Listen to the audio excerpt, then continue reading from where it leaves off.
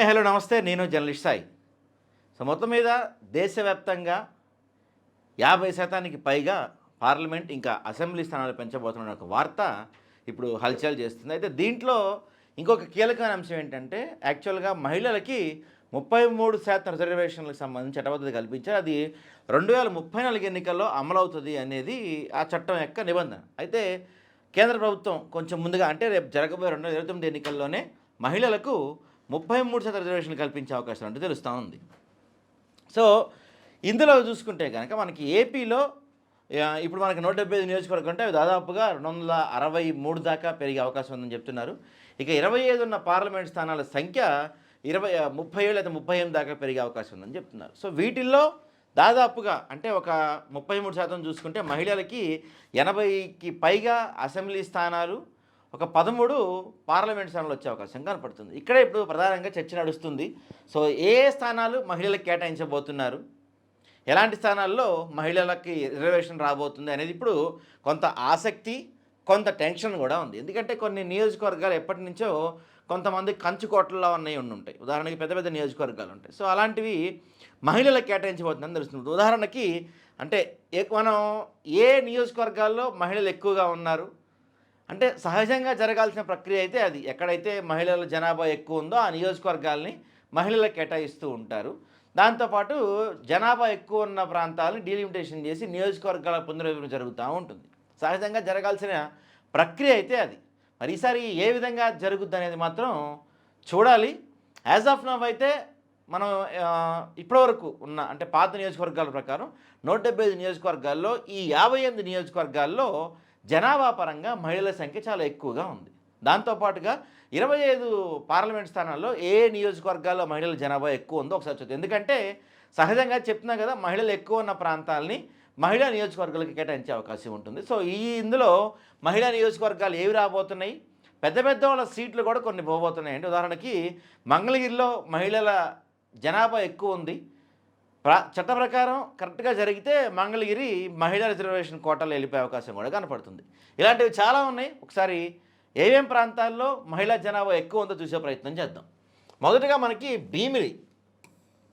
భీమిలిలో దాదాపు 165,570 మంది ఉన్నారంటండి మహిళలు.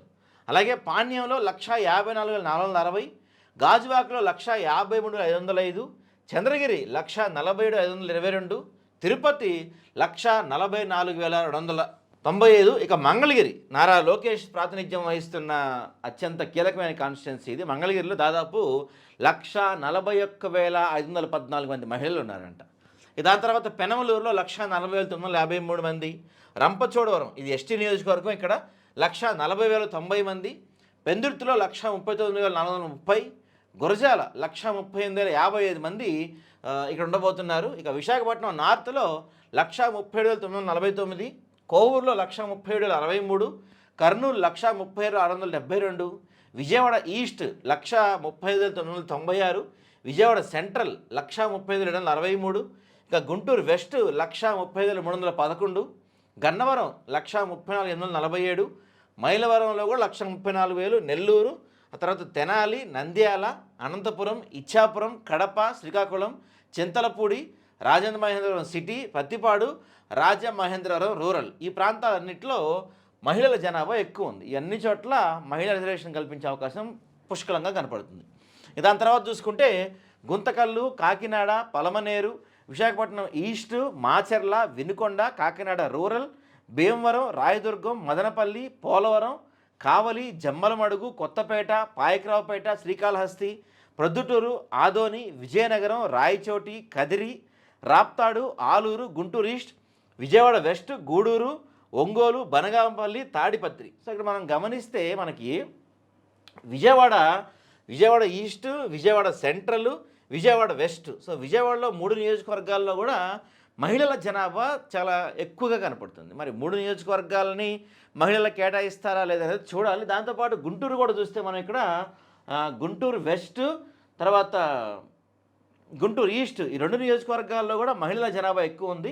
దాంతోపాటు తెనాలిలో కూడా మహిళల జనాభా ఎక్కువ ఉంది. అంటే గుంటూరు గుంటూరు జిల్లాలో కాబట్టి ఇవన్నీ మరి అవి ఏ విధంగా కేటాయిస్తారు? యాక్చువల్గా జరగాల్సిన విధానం అయితే ఇది. మహిళల జనాభా ఎక్కడైతే ఎక్కువ ఉందో అంటే పురుషుల కన్నా మహిళల జనాభా ఎక్కడైతే ఎక్కువ ఉందో ఆ నియోజకవర్గాల్ని మహిళలకు కేటాయిస్తారు. మరి చూడాలి దీని ప్రకారం. ఇక మరి పార్లమెంట్ స్థానాలు చూస్తే మనకి పార్లమెంట్లో అత్యధికంగా విశాఖపట్నంలో 9,20,376 మంది మహిళలు ఉన్నారంటండి. ఆ తర్వాత గుంటూరు 8,82,220, నరసరావుపేట 8,58,501, నెల్లూరు 8,55,500, తిరుపతి ఎస్సీ కాన్స్టిట్యున్సీ అది 8,50,826, అనంతపురం 8,40,842, నంద్యాల, విజయవాడ, కర్నూలు, కాకినాడ, ఏలూరు, కడప, చిత్తూరు, రాజంపేట ఇవి టాప్లో ఉన్నారన్నమాట. ఇవన్నీ కూడా.